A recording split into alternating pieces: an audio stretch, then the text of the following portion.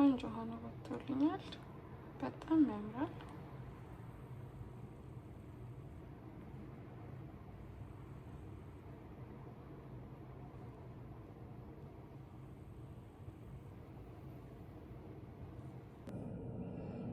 ሰላም እንዴት ናችሁ? ዛሬ ቤቴ ምሳ ለባለቤቴ ለእኔና ለልጄ ምንድነው የምንበላው?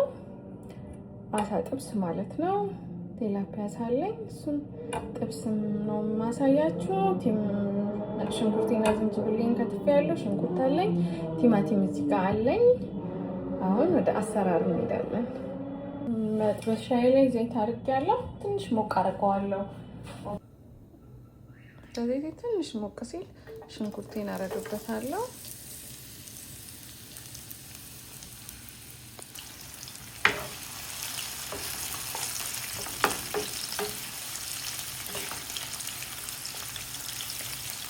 ሽንኩርቴን ጠበስ ጠበስ አደርገዋለሁ።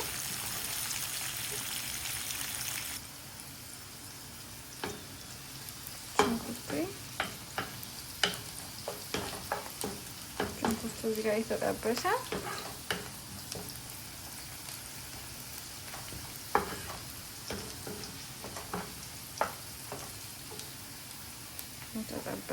ቲማቲሜን እጨምርበታለሁ ማለት ነው።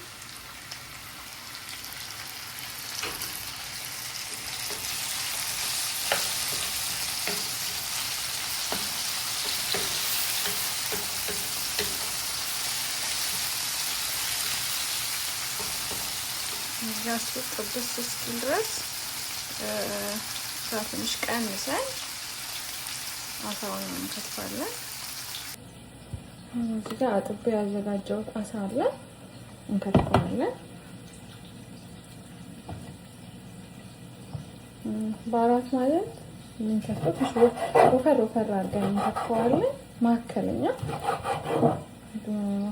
እንከትፈዋለን። ምክንያቱም አሳው ቶሎ ነው የሚበስለው።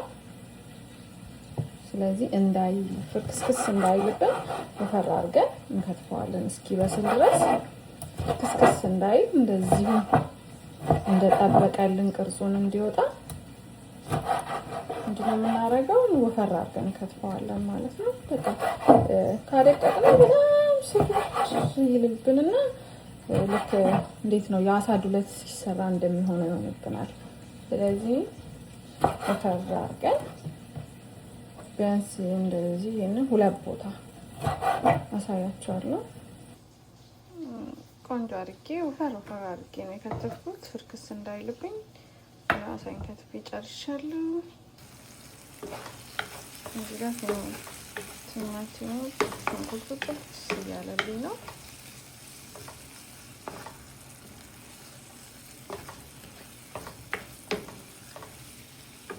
እዚህ ጋር ያስተካከልኩትን ዝንጅብልና ነጭ ሽንኩርት ጨምራለሁ።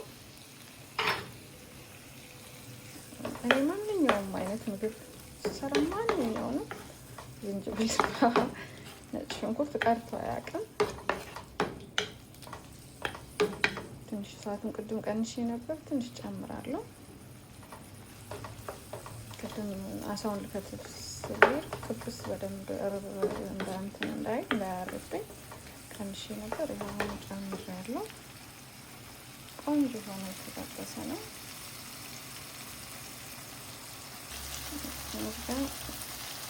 ቆንጆ ሆኖ የተጠበሰልኝ ነው።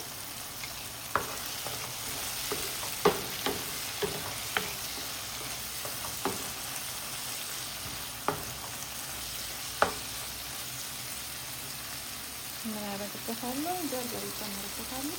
በጣም ከለሩ እንዲያምር ጠቀጠቀበት ትንሽ ማንኪያ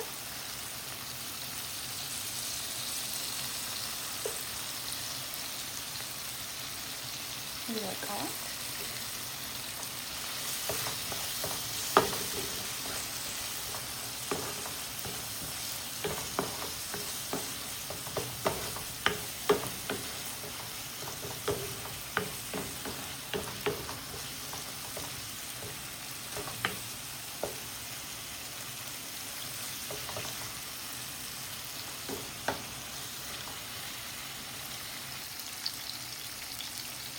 እዚህ ጋር ቅመም እንጨምራለን፣ እናደባልቀዋለን። ማንኪያ መጠቀም አለ። ቀላቅየዋለሁ። ዘይት የሚገኘው ቅመም የተጠቀምኩት ብላክ ፔፐር፣ ነጭ አዝሙድ በጣም አይነት ነገር ፍቀው ሮዝመሪ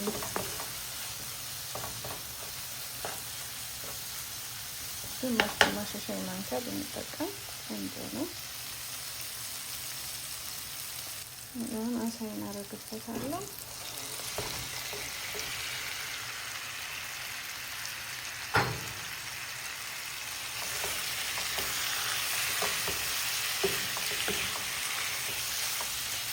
አሳይን ካቀላቀልኩት በኋላ